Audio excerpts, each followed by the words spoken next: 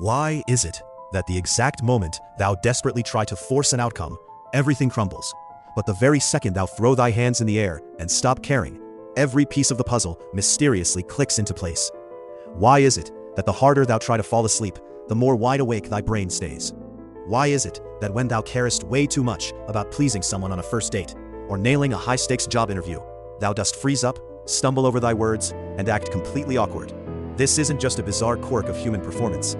It is a profound psychological trap, known as the paradox of control. Back in the 16th century, the great French essayist Michel de Montaigne unlocked this exact secret after nearly dying in a violent horse-riding accident. As he felt his consciousness slipping away, expecting terror, he was instead flooded with a feeling of absolute, tranquil peace. That single moment shattered his entire perspective on life. Montaigne realized that human beings don't actually suffer from life's external events. We suffer from our frantic, exhausting, and completely unnecessary obsession with trying to micromanage outcomes we can never truly control. But before we break down Montaigne's brilliant philosophy and the exact brain mechanics behind why letting go actually makes you powerful, make sure to hit that subscribe button right now so you never miss our deep dives into human psychology. When people hear the phrase, the art of not caring, they almost always picture someone lazy, cold, or entirely detached from reality. But Montaigne wasn't preaching apathy, cynicism, or nihilism. He wasn't telling you to stop giving a damn about your life or your loved ones. He was advocating for what modern psychologists call a complete shift from an external locus of control to an internal locus of control.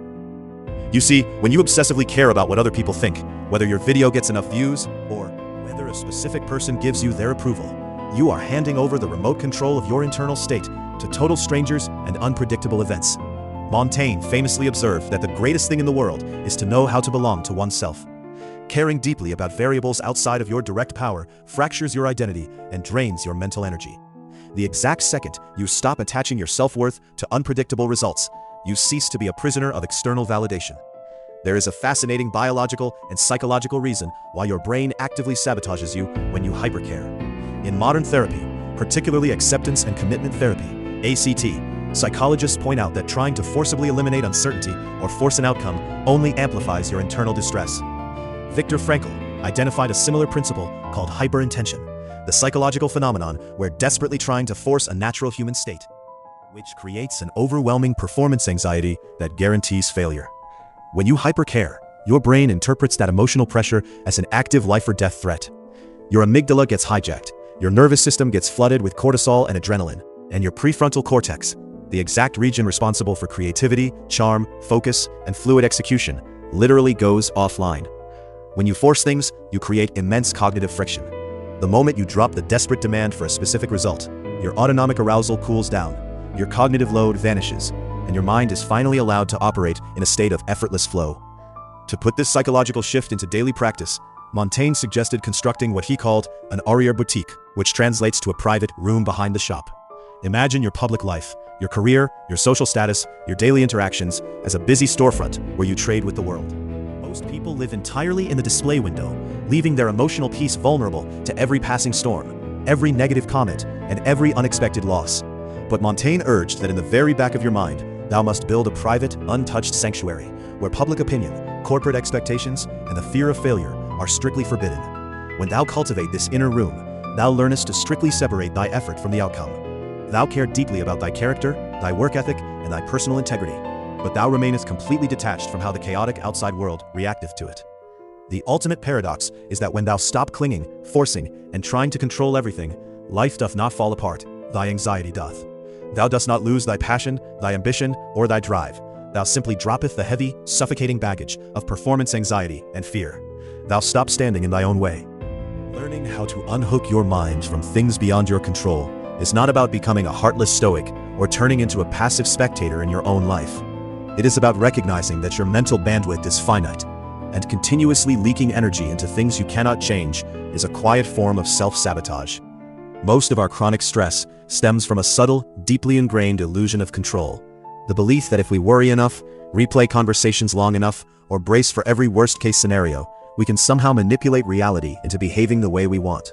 True emotional freedom begins the moment you dismantle that illusion and make a conscious decision to care deeply about your effort while remaining radically indifferent to the outcome. To build this mental immunity, you must master the art of input-driven focus. When you step into any situation, whether it's a difficult conversation, a big project, or a room full of strangers, your job ends the moment your action is complete. You state your point clearly, put in the honest work, or act with integrity, and then you step back. How people interpret your words, whether they like you, or how events unfold after the fact, are entirely outside your jurisdiction. The moment you catch yourself obsessing over a result, you gently remind yourself, my input was my responsibility. The output belongs to the world. Releasing your grip on the result doesn't mean you don't care about doing well. It means you refuse to let an unpredictable world dictate your internal peace. On a practical level, this requires establishing strict cognitive filters to catch emotional triggers before they turn into full-blown anxiety. When a frustrating situation or harsh opinion crosses your path, insert a deliberate pause before reacting. Ask yourself 3 framing questions. Is this within my direct sphere of influence right now? Will this matter in 6 months? Is this actually my problem to solve, or am I absorbing someone else's chaos? If the answer to any of these points toward no, treat the event like background static on a radio. It might be noisy, but thou dost not have to pull over to listen to it. Finally, stop taking the behavior of others as a personal evaluation of your worth. People project their own unhealed stress, bad moods, and deep-seated insecurities onto everyone around them. When someone is critical, dismissive, or unpredictable, it is almost always a commentary on their internal state, not a reflection of thy value. By recognizing that other people's opinions are simply noise, thou dost stop giving away thy power to anyone who happens to glance thy way. Thou dost begin to treat thy peace like an elite sanctuary, one where entrance is strictly earned, and unnecessary drama is met with a calm, unbothered, and unwavering indifference. If thou found these insights helpful and want to master mindset techniques that keep thee grounded, hit that subscribe button, like the video, and leave a comment below.